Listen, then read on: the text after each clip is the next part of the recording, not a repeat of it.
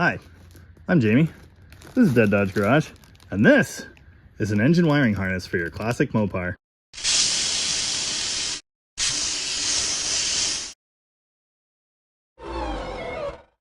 This is a 1967 Coronet 500. You can ignore the RT badge, that's false advertisement. False advertisement.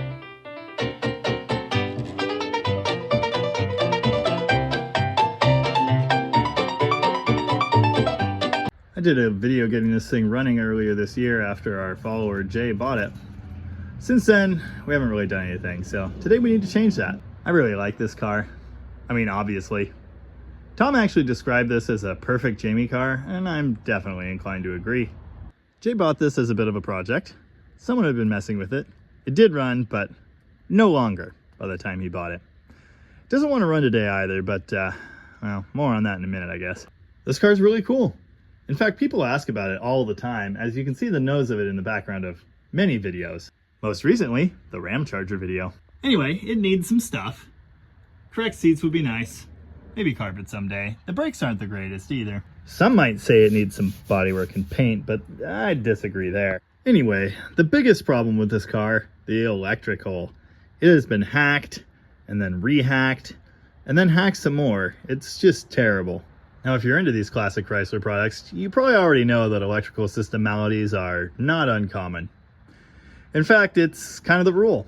The electrical systems were somewhat underwhelming when new, and here we are 50 years later. Things are generally not in the best of shape. But things get so much worse when custom wiring is involved. You know, people who clearly aren't qualified to crimp a butt splice start completely rewiring their cars.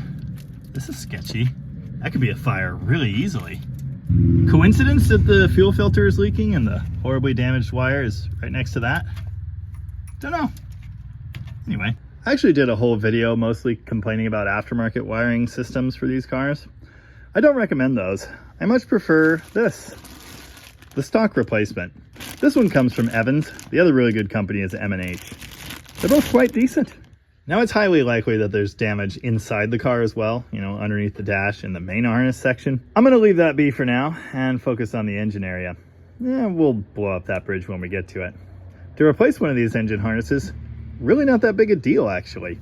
It unplugs from the firewall, it unplugs from the firewall components here, the alternator, the coil, and the sensors on the engine, and then it kind of just comes out. Pro tip, when building a custom wiring harness, make sure to use the same color wire for everything. Please don't be the add grounds to everything guy. You don't need extra grounds. You need the factory grounds to work, and you'll be fine. If you are gonna add extra grounds, I don't know, maybe at least make sure they do something. Just a thought. I accidentally noticed this thing is kind of low on coolant. Wish I hadn't, because then I noticed the water pump leaks. Here's most of the old engine harness. There's another extra ground I gotta unhook, and zip ties and whatever else is going on here. And then it'll be out on the ground where it belongs. This extra ground is tagged into the original AC compressor control wire. So unless they know something I don't, that ain't good. Time to pull this off the firewall. Try not to break anything. This works pretty well. If you can get both sides at once, that is. Oh, yeah, it's just all falling apart. Oh, if I ever meet the guy that did this. He's gonna wish I hadn't. I heard you guys like grounds. Do you want some more grounds? I'm actually gonna say that in case the neutral safety doesn't work, because I don't think this cranked from the key. No, maybe it did. It just didn't have ignition power from the key. I don't know, it's been a long time. What a mess. This is 67. 67's kind of goofy. There are a couple wires from the engine harness that tag into one of the other connectors instead of being all self-contained in one engine connector.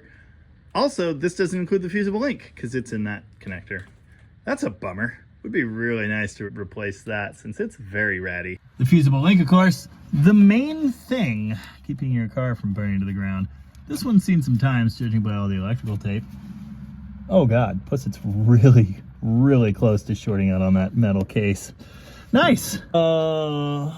Okay. If your firewall connector looks like this, you are gonna have a bad time. You should stop now and order the whole dash section, which costs a lot of money. If your firewall connector doesn't look like burnt toast, you can go ahead and install your engine harness now. Just kind of gets laid out, and everything will magically line up. Now this particular harness, aftermarket setup and kind of a nifty piece. As you can see, it has a connector for an electronic ignition control module. This is a great setup. Everything is just plug and play right there for the electronic distributor. And there's the control wire for the coil. Now incidentally, this harness is set up for a factory charging system. That is a single field alternator and the point style mechanical voltage regulator instead of this electronic unit. So I'm gonna go find one of those and I'll convert this alternator to work with it. I could also add the second wire to the harness. That wouldn't be a huge deal, but I don't know. That thing's all janky and not mounted well anyway. I think I'd prefer to go factory. Now converting the alternator to work is no big deal at all. You simply add a ground, you know, like this random extra ground that's already here. Ground the second field connection, brush connection, and run the green wire to the one that you don't ground. That'll work great. If you want more information on the different styles of Mopar charging systems, you can go find my big Chrysler charging system video.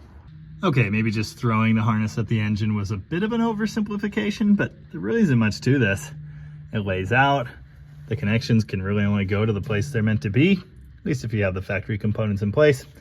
There's just not much to it. Ooh, horn stuff. Neat. This droop's kind of under the alternator over toward this relay and the horns.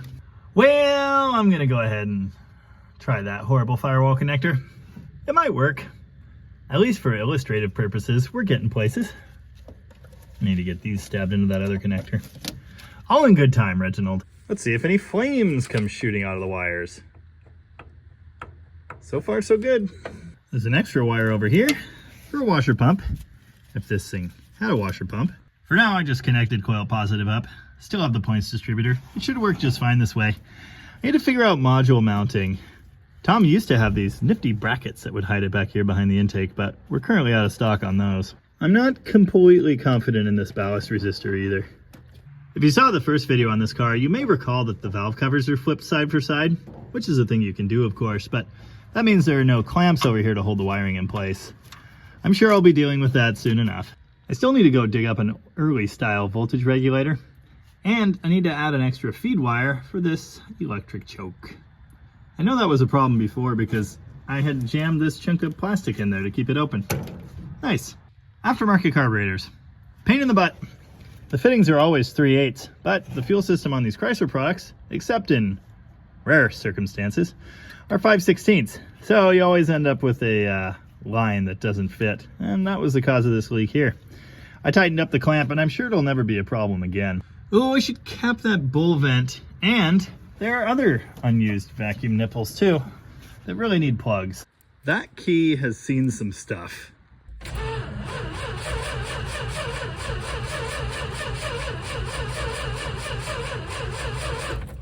All right. I wonder if the gas is still flammable. It smelled okay when it was leaking everywhere.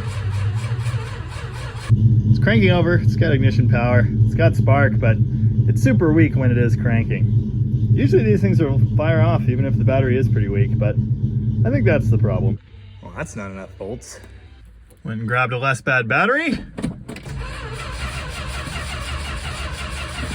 Certainly cranks better. How about now?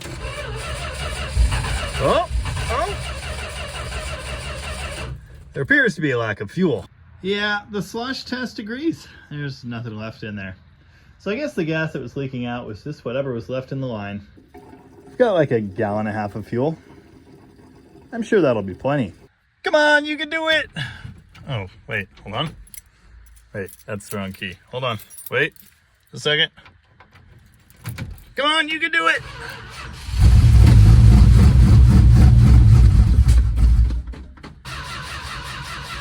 Aww. Oh, wait, there it is.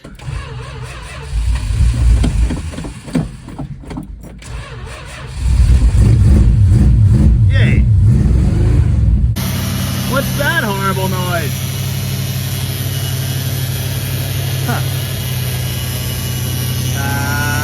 Oh, that's the power steering for some reason. It runs off the key and it makes big block noises once again, which is great. It kind of smells horrible. Whatever fuel was left in there not good. Shiny new voltage regulator installed and working great. Obviously the battery's a little discharged. Obviously there's quite a bit more to do here. And we'll be seeing more on this car later as we transform it into a usable, although ratty, daily driver. As far as the engine wiring harness goes, that's about it. You take the old one out, you put the new one in, and you make sure your firewall connector isn't melted. I was about to make a comment about how nothing else works inside this car, but I was wrong. It's got turn signals. That's it. Now these replacement engine harnesses aren't available for every classic Mopar, but they're available for the major ones. B-bodies, you know, that's a good one. They're pretty reasonable too. You can expect to spend somewhere between 100 and 150 bucks for one of these things. Unfortunately, if your firewall connector is really, really toasted, or if your fuse panel looks like this, yeah, you're probably gonna need the dash section too. That's more like $700. And a humongous pain to install, especially if you have air conditioning like this car does. If you need more in-depth help with your electrical system in your classic Chrysler product, go over to my channel and click on the playlist that says Mopar Electrical Guides. There's a lot of useful stuff in there. And if you don't find what you need, you can always ask in the comments. I read all of them. And as for this thing, cooling system next, I guess. And brakes. And I guess cleaning up all that junk. Wipers might be nice too. I'm sorry, future Jamie. Anyway, thanks for watching. And remember, if at first you don't succeed, erase all evidence that you ever tried. I don't know why, but there are few things I find more satisfying in life than piles of horrible electrical equipment that I've removed from cars. Bye-bye now. Oh, also remember, check everything. Like everything. Woo! I've been driving my Jeep too much. I was expecting tire rub. Oh crap. Idle.